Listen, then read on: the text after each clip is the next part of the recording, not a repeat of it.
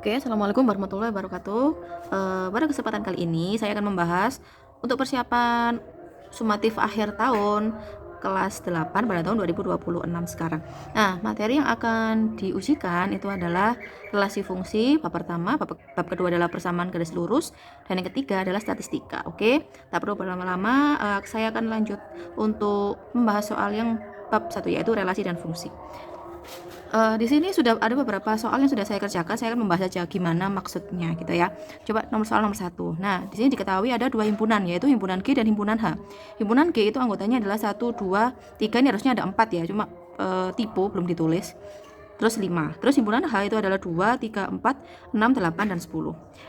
Pernyataannya, jika himpunan G ke himpunan H, relasi dari himpunan G ke himpunan H itu disajikan dalam pasangan berurutan. Jadi yang X-nya itu G, yang Y-nya itu adalah H. Itu 1,2, 2,4, 3,6 dan seterusnya. Maka relasi yang tepat itu apa?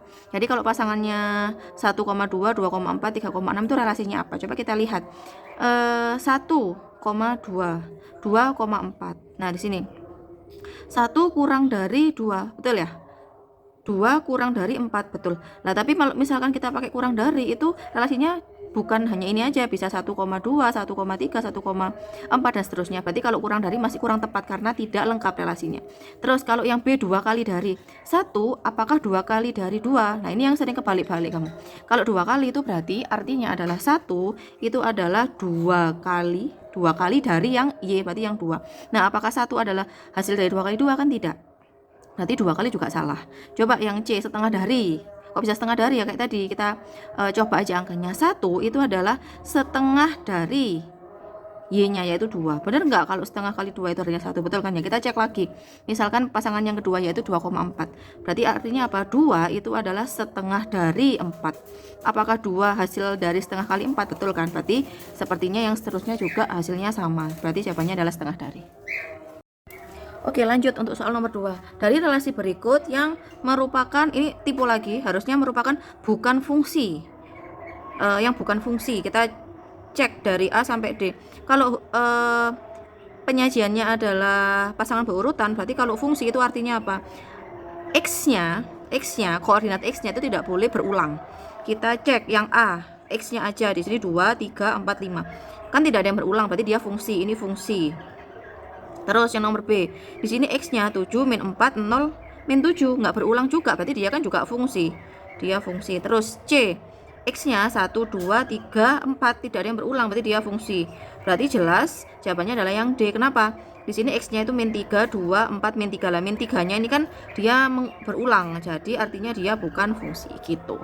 Lanjut untuk soal nomor 3. Ini juga jawabannya ada, cuma ABC-nya nggak ada.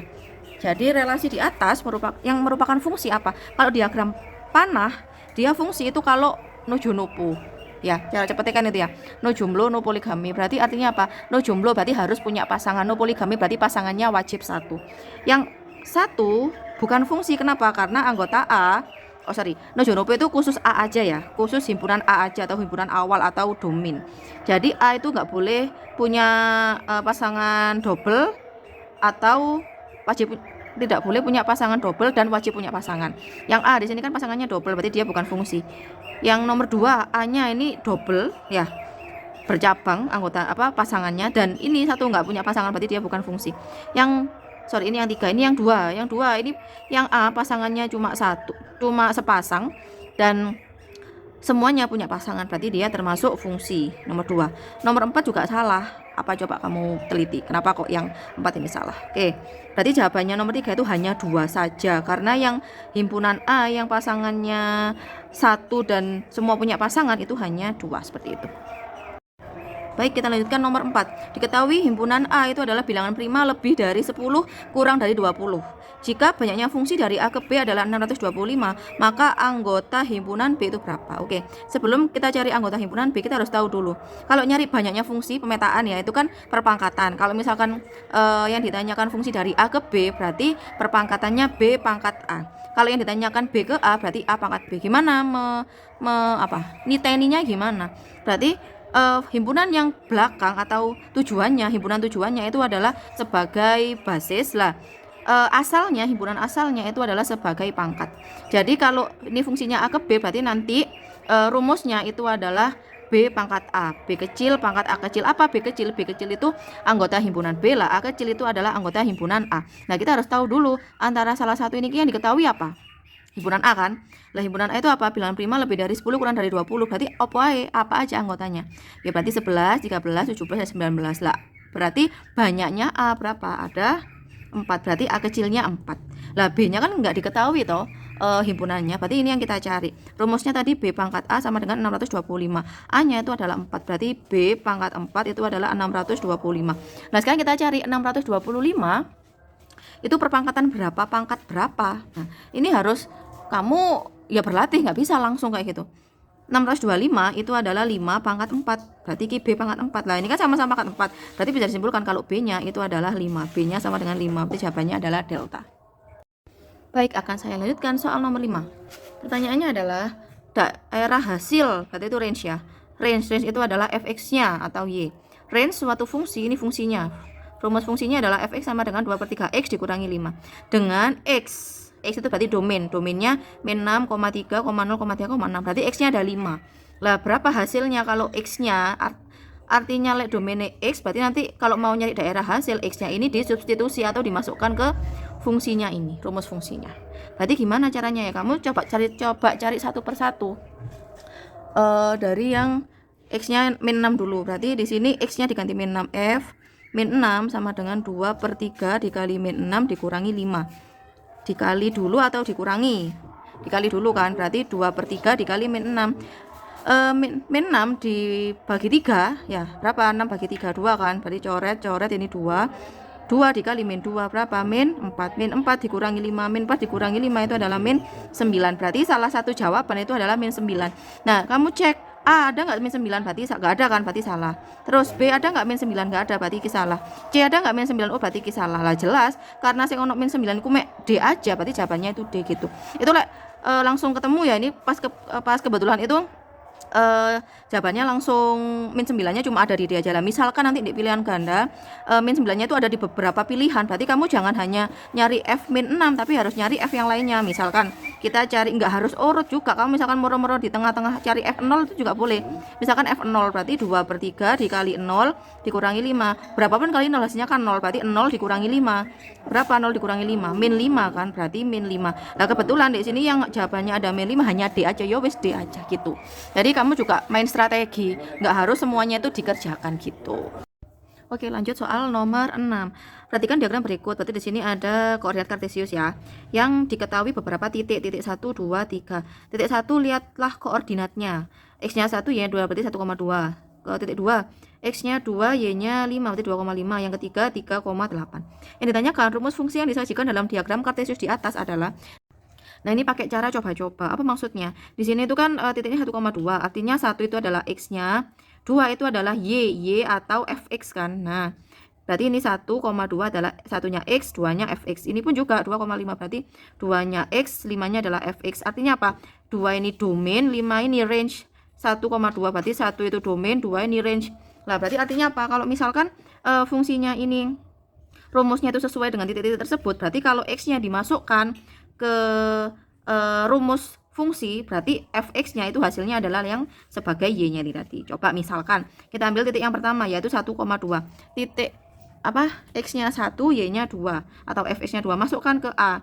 Misalkan x-nya kamu ganti 1, jadikan f1 sama dengan 4 dikali 1 dikurangi 2, 4 kali 1 4 dikurangi 2 2. Berarti benar ya, ini masuk di misalnya x-nya 1, fx-nya 2 benar. Tapi apakah betul kalau F2 itu hasilnya berapa? 5. Cobaan lagi, ini F2. F2 sama dengan 4 dikali 2 dikurangi 2. 4 kali 2 adalah 6. 4 kali 2 adalah 8. 8 dikurangi 2 adalah 6 loh, bukan?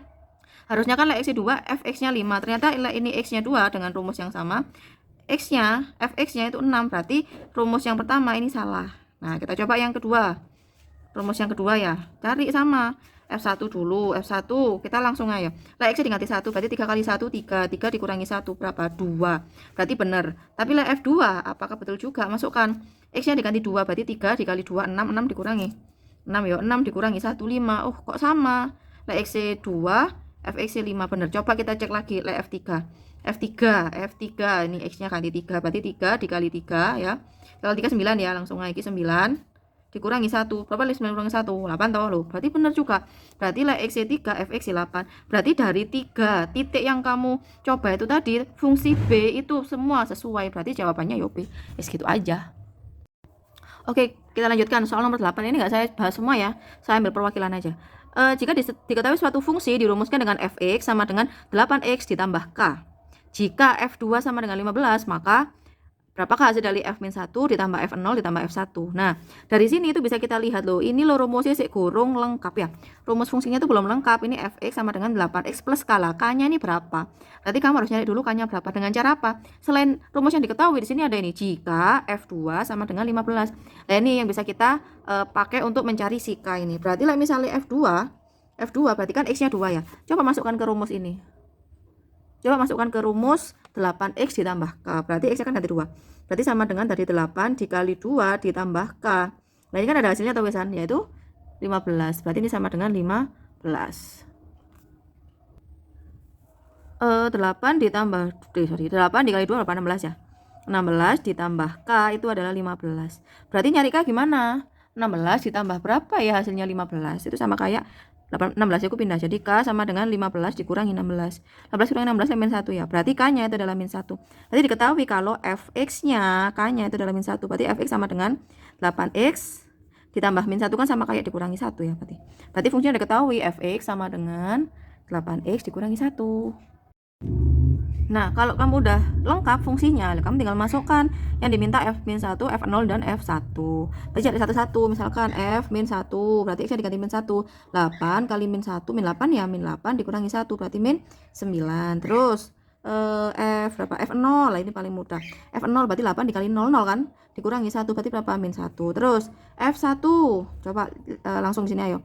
8 dikali 1 dikurangi 1. 8 kali 1 ya 8. 8 kurangi 1 yaitu 7. Berarti f-1 itu min 9 ditambah f0 adalah min 1, f1 adalah 7 ditambah 7. Min 9 ditambah min 1, min 10 ya, min 10 ditambah 7, punya utang 10 disaur 7, berarti sisanya min 3 ya. Berarti jawabannya adalah yang C. Oke, lanjut soal nomor 9. Oke, yang lumayan menantang ya. Diketahui rumus fungsi fx, nggak begitu menantang, aman ini, aman. Fx sama dengan 5x ditambah 3. Jika Fp adalah min 7 dan F3 sama dengan Q, maka P tambah Q adalah, kita cari satu-satu. Fp dulu. Fp artinya apa? Berarti X-nya diganti P ya. Berarti Fp sama dengan X-nya diganti X-nya diganti P karena Fp. Berarti 5P ditambah 3. Ini kan udah ada hasilnya ya, sama dengan min 7. Berarti kamu nyari P. Berarti ini plus 3 pindah ruas jadi min 3. Berarti 5P sama dengan min 7 plus 3 pindah jadi min 3. Oke, min 7 ditambah min 7 dikurangi 3 itu berarti min 10. Berarti 5P. Berarti P-nya adalah min 10 bagi 5, berarti min 2. P-nya min 2. Terus sekarang F3 sama dengan Q, berarti F3 X-nya diganti 3, berarti 5 dikali 3 ditambah 3 sama dengan hasilnya Q ya. Q berarti 5 kali 3 15 ditambah 3 itu sama dengan Q. 15 tambah 3 18 ya, 18 sama dengan Q ya, berarti ketemu. Q-nya 18, P-nya min 2, tinggal nambah, berarti min 2 ditambah 18. Min 2 tambah 18 itu berapa? Utang 2 disaur 18, berarti sisa utangnya habis, sisa uang 16 gitu deh. Terus misalkan korespondensi, coba apa sih ciri-cirinya korespondensi? Kalau korespondensi satu-satu itu adalah, kalau tadi kan fungsi itu kan yang himpunan A nojonopo aja ya, A doang lah. Kalau korespondensi yang nojonopo itu dua-duanya ya A ya B. Berarti setiap pasangan himpunan A dan himpunan B wajib punya pasangan, dan pasangannya itu wajib satu saja. Berarti apa artinya korespondensi? Himpunan A dan B atau kedua himpunan itu anggotanya harus sama biar dia punya pasangan semua. Nah, kalau di sini ditanyakan apa? Banyaknya korespondensi yang dibuat dari himpunan P ke himpunan Q. Nah, di sini P itu apa? Huruf vokal pembentuk kalimat Negara Republik Indonesia. Vokal itu kan A, I, U, E, O lah. Apakah di sini semuanya ada? Kita lihat. E ada, oke, E. A ada, A. Nah, ini kan A-nya ada lagi. Nggak usah dihitung 3, berarti cukup 1. Ini ketikkan E1, A2 ya. Nah, kan ada A lagi. Itu nggak usah dihitung 3, enggak. Kan soalnya sama-sama A. Berarti kita abaikan. Terus E ada lagi, nggak kita abaikan. U termasuk, berarti 3. Blik I Republik, I masuk, I udah. Oh, belum ya. Berarti Q masuk. E sudah, I sudah, A sudah. Berarti E, A, U, I, O. Berarti semuanya. Berarti ki anggotanya adalah P, anggota NP. Anggota P adalah 5 gitu. Nah, harusnya Ki juga 5. Coba kita cek. Ki ku apa?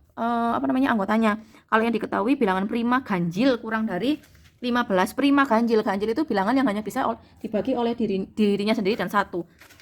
Dimulai dari angka apakah 1 apa 2? Yang betul adalah dari angka 2. Berarti prima itu mulai angka 2, 3, 5, 7, 9 bukan prima karena 9 bisa dibagi 3. Terus 11 dan seterusnya lah yang ditanya, yang diminta ini adalah prima ganjil. Berarti 2 enggak ikut, berarti langsung 3, 3, 4 enggak, 5, 6 enggak, 7 masuk, 8, 9 enggak, 10 enggak, 11, 11, 12, 13 masuk, 14 enggak, 15 enggak, bisa selesai. Berarti ini ada aja hanya ada 1, 2, 3, 4, 5 sama, berarti NQ anggotanya juga 5. Harusnya ya memang sama. Kalau misalkan kamu udah tahu korespondensi itu ya kamu cukup ambil satu anggota aja. Kamu nyari satu anggota di salah satu himpunan. Soalnya mesti podo anggotanya. Lah, apa kalau banyaknya korespondensi? Rumusnya kan faktorial itu ya. N faktorial. N itu apa? N itu ya banyaknya anggota. Berapa? Di sini 5. Berarti 5 faktorial. Apa artinya 5 faktorial? Berarti 5 kali 4 kali 3 kali 2 kali 1. 5 kali 4 20, 20 kali 3 60, 60 kali 2 100, 20 kali 1 ya sama. Berarti jawabannya adalah C. Udah selesai deh. Oke, baik, kita lanjutkan untuk bab selanjutnya, yaitu bab persamaan garis lurus. Di bab itu kita ada beberapa subbab, yaitu yang pertama grafik persamaan garis lurus, atau misalkan mana persamaannya termasuk persamaan PGL atau bukan PGL. Terus yang kedua nanti ada gradien, yang ketiga nanti ada menyusun persamaan garis lurus. Begitu juga dengan nanti sifatnya. Nanti kalau dua garis sejajar sifatnya apa, dua garis bertolak belakang sifatnya apa gitu. Oke, sebelum kita nomor 12 ini kan dia langsung gradien. Sebelum ke situ kita coba review lagi. Apa sih ciri-cirinya PGL? Jadi kalau persamaan disebut PGL itu kalau kayak gini ya contoh ya. Jadi variabel X atau Y itu dia berpangkatnya 1. Berarti itu dia persamaan garis lurus. Tapi kalau misalkan pangkatnya salah satunya itu 2, misalkan X ini X kuadrat itu, Y-nya pangkatnya tetap 1. Berarti namanya persamaan kuadrat. Tapi kalau X sama Y-nya sama-sama pangkatnya 2, itu namanya persamaan lingkaran seperti itu. Oke, baik, langsung saja kita bahas yang pertama yaitu gradien. Nomor 12.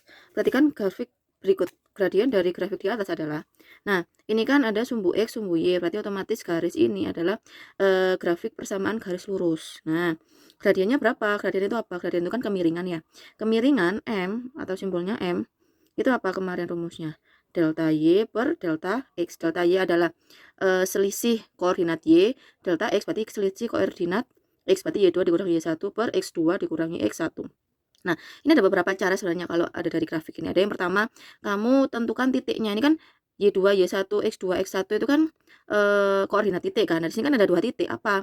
Dari garis ini itu udah kelihatan yang dilalui titik adalah yang pertama adalah ini 0,0 titik pusat. Terus dan titik A itu X-nya 3, Y-nya 2. Berarti ini 3,2. Nah, ini kamu tinggal masukkan koordinat X-nya. Ini kan 0,0 ya. Nah, ini anggaplah ini X1, Y1, di sini X2 berarti Y2. Ya, tinggal kamu masukkan rumus, berarti M-nya adalah Y2 berarti 2 ya. 2 dikurangi Y1, Y1-nya berarti 0 per X2 berarti 3, X1 berarti 0. Ini dikurangi berarti kan 2 per 3, berarti jawabannya 2 per 3J. Nah, kalau misalkan nggak mau rumus, itu sebenarnya pakai apa namanya logika aja ini. Delta Y per delta X, berarti kamu cari perubahan Y itu kan apa atas bawah atau ya. Dari 0, dari titik awal ini ke titik A. Kan dia naik tuh. Naik berapa? Karena ini berhenti di 2 berarti naik 2. Naik 2. Berarti Y-nya 2. Oke. Terus berarti kan ke kanan tuh dari titik 0,2 ini mau ke kanan karena ke A. Ke kanannya berapa langkah? Karena di sini 3 berarti 3 langkah. 1 2 3 berarti 3 langkah. Karena ke kanan X, kalau kanan itu kan positif, berarti sini positif. Terus Y tadi ke atas berarti kan positif juga. Berarti ya positif 2 per 3 sama aja jawabannya. Terserah mau pakai yang mana. Oke, lanjut ya. Lanjut nomor 13. Ini pun ya mudah. Gradien garis yang melalui titik A dan B ya sama kayak tadi ini rumusnya Y2 dikurangi Y1 per X2 dikurangi X1. Titik A dan titik B berarti ini adalah X1 Y1, di sini X2 Y2. Berarti rumusnya Y2-nya berapa? Min 2, Y1-nya adalah 4, berarti dikurangi 4, X2-nya adalah 4, terus dikurangi X1, X1-nya min 8, berarti dikurangi minus 8 kan jadi ditambah toh. min 2 dikurangi 4, min 6. 4 ditambah 8, 12. Berarti min 6 per 12. Min 6 per 12 itu disederhanakan, dibagi 6 semua. Berarti min 6 per 12 bagi 6 bagi 6. Berarti kan min 1 per 2. Selesai. Udah gitu aja deh. Jadi ya, nomor 14. Gradien garis yang tegak lurus dengan garis H. Garis H itu persamaannya 3x dikurangi 6y dikurangi 18 sama dengan 0. Nah, berarti kamu harus cari dulu gradiennya H.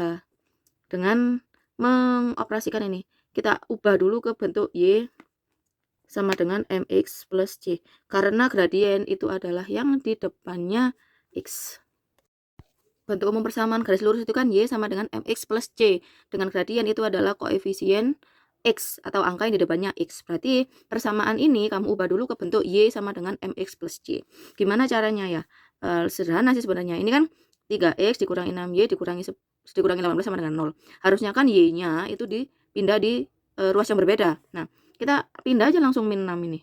Min 6y. Min 6y kalau dipindah ruas ke sebelah sana kan jadi plus toh. Berarti yang 3x sama min 18 tetap posisinya. Berarti ini 3x kurangi 18 sama dengan karena min 6 berarti lah dipindah jadi plus kan.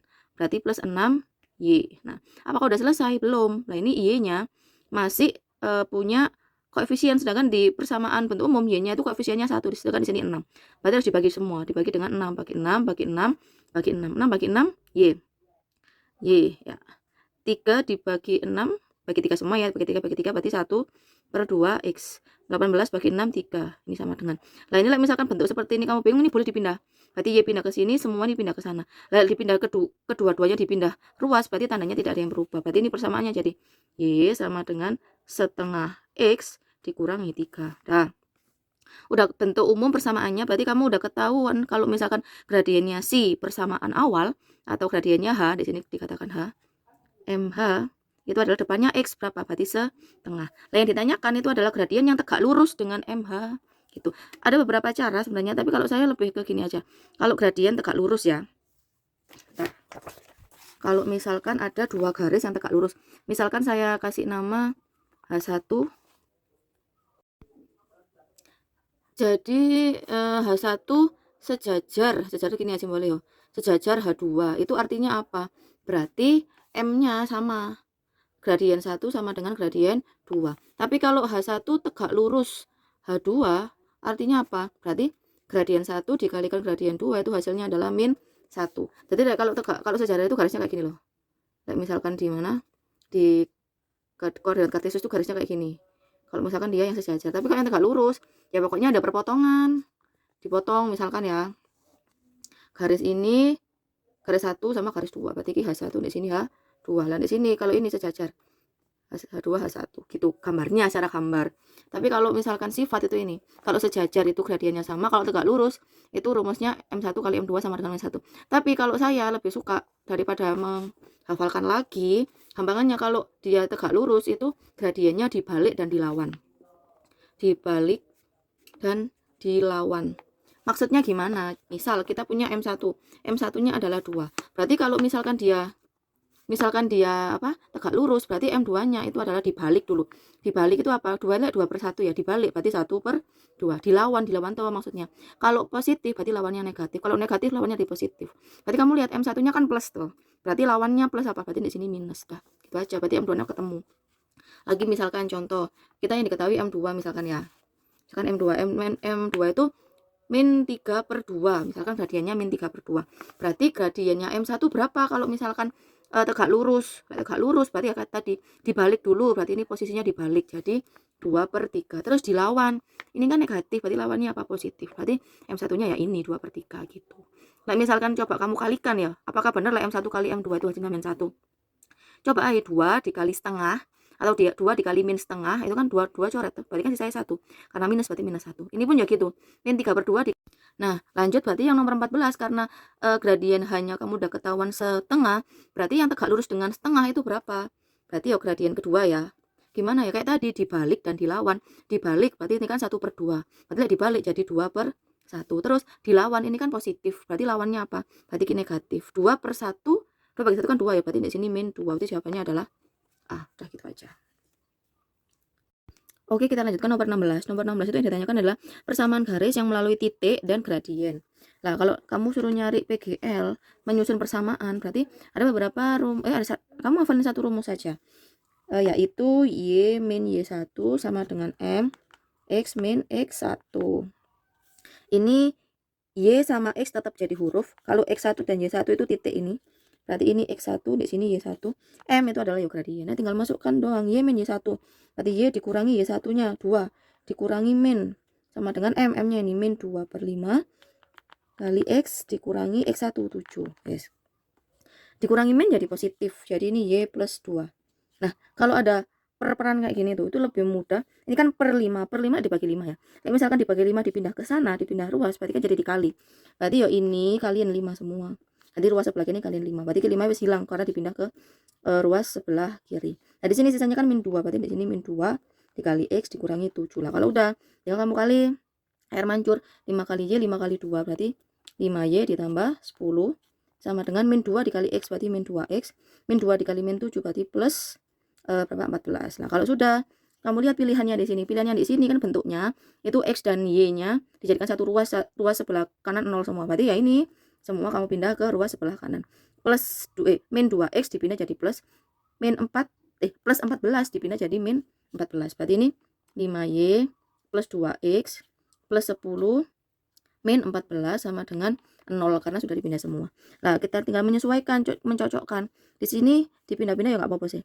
2X yang di depan. Nah, 2X di depan, 5Y, positif 5Y-nya, berarti yang B sama C salah. Terus, plus 10 dikurangi 14, berapa hasilnya? Min 4 kan, berarti jawabannya yang C. Nih, udah selesai. Oke, lanjut soal nomor 17. Yang ditanyakan persamaan garis yang melalui titik min 3, min 5 dan tegak lurus garis 2Y plus 3X sama dengan 0. Langkah pertama, kalau ada soal seperti ini, itu adalah kan ditanyakan persamaan garis ya, berarti nanti pakai rumus Y min Y1 sama dengan M X min X1. Ini rumusnya mencari persamaan garis just one ini aja gitu kan.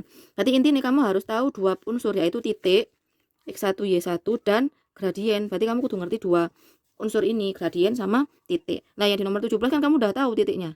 Min 3, min 5. Iki wis tahu ini A min 3, min 5. Lah sing gerung tahu kan M tahu gradiennya kan.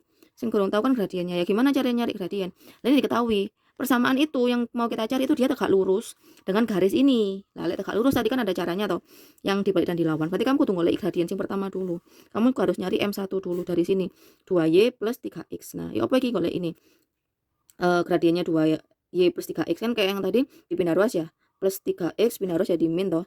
Jadi 2Y sama dengan min 3X. Berarti Y-nya 2 pindah ruas jadi dibagi ya. Min 3 per 2X. Berarti M1-nya depannya X berapa? Min 3 per 2. Ini gradien yang pertama. Sedangkan yang kita minta itu yang tegak lurus sama gradien pertama. Berarti kita cari M2 gradien yang kedua. Yaitu karena tegak lurus berarti dibalik terus 3 per 2 dibalik jadi 2 per 3. Terus dilawan ini negatif. Berarti lawannya adalah positif. Berarti plus 2 per 3. Berarti udah ketemu M-nya yang mau kita pakai itu adalah yang kedua yaitu 2 per 3 lah. Kalau udah ketemu M-nya 2 per 3, taruh sini ya. Nah, tinggal kamu masukkan di persamaan ini. Y dikurangi Y1 sama dengan MX dikurangi X1. Berarti X1 Y1-nya ini ya. Berarti ini Y dikurangi Y1 dikurangi min 5. M yang tadi 2 per 3. X dikurangi X1-nya min 3. Berarti dikurangi min jadi positif semua, berarti Y plus 5. Terus seperti yang tadi kan ini perperan toh, M-nya tuh perperan, penyebut itu kan pindah ruas jadi dikali, jadi ini 3 dikali Y plus 5, terus sisanya kan 2 di sini, berarti 2 dikali karena dikurangi min jadi tambah X plus 3 lah. Kalau sudah kamu kalikan 3 kali Y 3 kali 5 berarti 3Y plus 15, di sini 2 kali X 2 kali 3 berarti 2X plus 6. Nah, terus kamu kamu cek di pilihannya, pilihannya di sini Y-nya itu tersendiri ruasnya, berarti lainnya itu dipindah ruas. Nah, ini kan Y-nya kan udah ada ya 3Y.